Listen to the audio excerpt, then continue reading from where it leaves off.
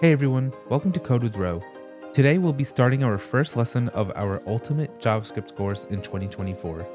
We'll start with the basics and write our very first JavaScript program, the classic Hello World. It's a tradition in programming to start with a simple program, so let's get coding. First, we'll need an HTML file to link to our JavaScript code. Let's create a file called index.html.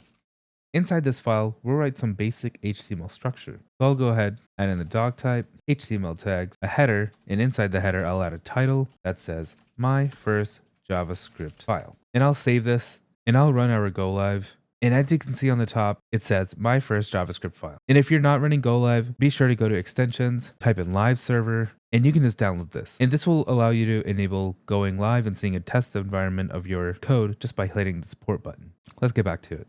Now under my header, I'll add a body tag, and then I'll add a script tag that will connect to our script.js. And I'll close the script tag here and hit save. We added a script tag at the end of the body. This tag links to the JavaScript file called script.js. This is where we will write our JavaScript code. And now let's create our script.js file, and this is where the magic happens. We'll use the console.log function to print hello world to the browser's console. So I'll go ahead and click this to give us more room. And I'll also increase the font size a bit by holding Control and clicking the plus sign to make it more readable.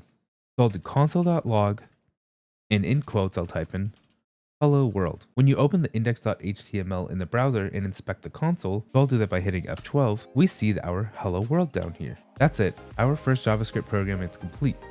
When you open index.html in a browser and inspect the console, you should see the message hello world displayed. And that is our very first JavaScript program. In the next lesson, we'll dive deeper into JavaScript and explore variables, data types, and control structures. So make sure to hit that subscribe button and bell icon to get notified when new lessons are available. Happy coding, and I'll see you in the next lesson.